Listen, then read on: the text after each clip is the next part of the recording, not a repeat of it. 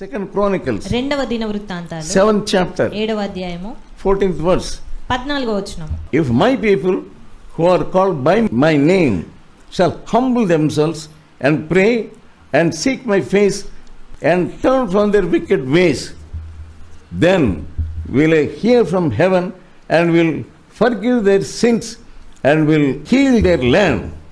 నా పేరు పెట్టబడిన నా జనులు తమ్ము తాము తగ్గించుకొని ప్రార్థన చేసి నన్ను వెదకి తమ చెడు మార్గములను విడిచిన ఎడల ఆకాశం నుండి నేను వారి ప్రార్థనను విని వారి పాపమును క్షమించి వారి దేశమును స్వస్థపరచుదును. He wants to heal you. ఆయన నిన్ను He స్వస్థపరచాలనుకుంటున్నాడు. wants to heal your heart. ఆయన నీ హృదయాన్ని He wants to heal your స్వస్థపరచాలనుకుంటున్నాడు. wounds.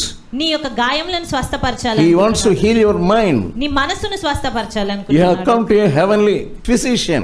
మనము పరలోక వైద్యుడి దగ్గరికి వచ్చి ఉన్నాము. He is ready to cleanse you.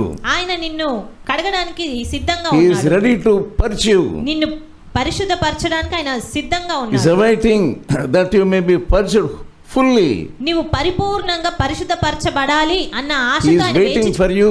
ఆయన నీ కొరకు వేచి When you చూస్తున్నాడు. go to a doctor, మనం ఒక డాక్టర్ దగ్గరికి వెళ్ళినప్పుడు he will not give you medicine. వెంటనే ఆయన ఏదైనా మందులు ఇవ్వడు. He will make you to go to the lab. ఆయన ఏం చేస్తాడంటే మీరు ముందుగా ఆ యొక్క పరీక్ష చేసి ఆ ల్యాబ్కి వెళ్ళండి. He wants you to undergo many tests. మొదటగా మీరు చాలా రకాలైన పరీక్షల గుండా వెళ్ళాలి, ఆ పరీక్షలన్నీ చేయించుకోవాలంటాడు. Scanning, స్కానింగ్ చేయించుకోవాలి, blood test, లేదా బ్లడ్ టెస్ట్ X-ray. ఎక్స్రే తీసుకోవాలి. He will send you to many departments. ఆ రీతిగా చాలా డిపార్ట్మెంట్స్ కి ల్యాబ్స్ కి మిమ్మల్ని పంపిస్తారు. When you go through all those tests, ఆ యొక్క పరీక్షలన్నిటి గుండా మీరు వెళ్ళిన తర్వాత if he wants to take whole day, he will take. ఒకవేళ సమయం ఇవ్వాల్సి వస్తే ఆ రోజంతా కూడా ఆ పరీక్షల కొరకే మీరు ఇవ్వాల్సి వస్తుంది. He asks you to come next day ఆ తర్వాత అలాంటప్పుడు మీరు ఆ తర్వాత దినం రండి అని చెప్తాడు. and bring the results. ఆ యొక్క పరీక్ష You will see ఫలితాలు when he see, after seeing the results, then only he will diagnose and give you medicines. ఆ రిపోర్ట్స్ వచ్చిన తర్వాతనే వాటిని చూసిన తర్వాత డయాగ్నోస్ చేసి మీకు కావలసినటువంటి ఆ మెడిసిన్స్ ఇస్తాడు. In the hospital, doctor is taking so much time. హాస్పిటల్లో ఎంతో సమయము డాక్టర్ తీసుకుంటాడు. So you are on the job. You are coming to the doctor and waiting. In every department you are waiting. ఆ రీతిగానే మీరు ఇక్కడికి వచ్చినప్పుడు మీరు వైద్యుని దగ్గరకు వచ్చారు గనక వేచి ఉండాలి ఆయన కొరకు, ఆయన చెప్పే విధానం కొరకు. Yeah, then he will tell you, ఆ తర్వాత ఆయన మీకు చెప్తాడు, you have got this sickness. నీకు ఈ రోగం వచ్చింది, It is very dangerous. అది చాలా ప్రమాదకరం. So now you have to undergo operation. కాబట్టి ఈ సమయంలో నీవు ఆపరేషన్ చేసుకోవాలి అని. So he will tell how that sickness must be healed. కాబట్టి ఏ రీతిగా ఆ రోగం నీ నయమవుతుందో అనే విషయాన్ని ఆయన వివరిస్తాడు, If చెప్తాడు. you do not undergo this treatment, there is danger for you. ఈ ట్రీట్మెంట్ నువ్వు తీసుకోకపోతే నీకు చాలా ప్రమాదము. You hear, you listen to him properly and obey what all he says. ఆ రీతిగా నువ్వు ఇక్కడికి వచ్చి వింటున్నప్పుడు ఆయన ఏమేం చెప్తున్నాడో నీ విషయమై అన్ని వింటున్నావు. Where all you have lacked, now God is speaking to you through the word of God. ఈ సమయంలో ఎక్కడ నువ్వు కొదువ కలిగి ఉన్నావో, లోటు కలిగి ఉన్నావో దేవుడు నీతో You మాట్లాడుతున్నాడు. have fallen in purity. నీవు అపవిత్రతలో పడిపోయావు. You have fallen into sin of unholiness.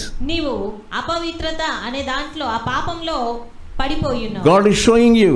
దేవుడు నీకు ఆ విషయం చూపిస్తున్నాడు. God wants you to cleanse that sin in the blood of Jesus. ఆ యొక్క పాపాన్ని యేసు రక్తంలో కడగాలి అని దేవుడు వేచి చూస్తున్నాడు. This is the process. ఇదే పద్ధతి. Without confessing your sin నీ పాపంలో ఒప్పుకొనకుండా, properly, సరైన రీతిగా నీ పాపాలు ఒప్పుకోకుండా he cannot cleanse you. ఆయన నిన్ను కడగలేదు. We see about prophet Isaiah. మనము ప్రవక్త అయిన యెషయాను చూస్తున్నాము. When he went into the presence of God, అతడు దేవుని సన్నిధిలోనికి వెళ్ళినప్పుడు God opened his vision. దేవుడు అతని దృష్టిని తెరిచాడు.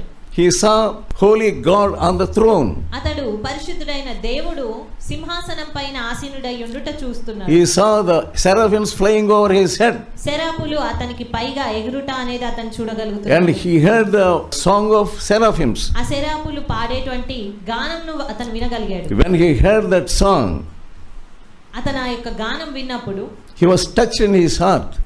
అతని హృదయం అనేది తాకబడింది. He said, I am undone. నేను నశించి తిని అంటున్నాడు. My lips are unholy. నేను అపవిత్రమైన పెదవులు గలవాడను. Lord, forgive me. ప్రభువా నన్ను క్షమించండి. Cleanse me. నన్ను కడగండి. Purify me. నన్ను పరిశుద్ధపరచండి. When he shouted, Lord, forgive my sins, one of the seraphims came and touched his lips with live coal. ఆ రీతిగా అతడు బిగ్గరగా ప్రార్థిస్తున్నప్పుడు శరాపులలో ఒకడు వచ్చి ఆ కారు నిప్పును అతని నోటికి తగిలించాడు. And he said, because this thing has touched you, your sin is purged. అప్పుడు ఇది నీ పెదవులకు తగిలేను గనక నీ పాపము ప్రాయశ్చిత్తమాయెను అని చెప్తున్నాడు ఆ సేవకుడు. That's how our sin is purged.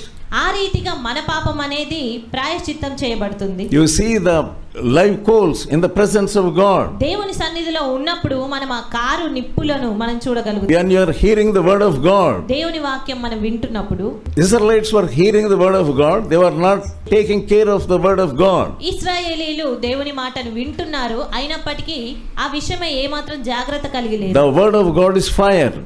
దేవుని మాట అగ్ని వంటిది. That fire will touch you. ఆ అగ్ని నిన్ను తాకుతుంది. When you hear the word of God, దేవుని వాక్యం మీరు విన్నప్పుడు you are cleansed. మీరు పవిత్రపరచబడతారు. You are purged. మీరు పరిశుద్ధపరచబడతారు. The word of God is like water. ఈ దేవుని మాటలు నీటి వంటివి. That water will wash you. ఆ నీళ్ళే మిమ్మల్ని కడిగి వేస్తాయి. That's what Paul was telling. పౌలు అదే విషయాన్ని మనకు చెప్తున్నాడు. I was giving them bath and making the church a bride నేను acceptable unto Jesus.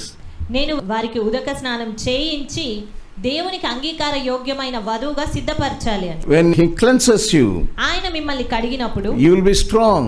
మీరు బలవంతులుగా ఉంటారు. That is why the word of God is there. అందుకే దేవుని వాక్యం ఉన్నది. When you are hearing the word of God, మీరు దేవుని వాక్యం you విన్నప్పుడు are taking bath.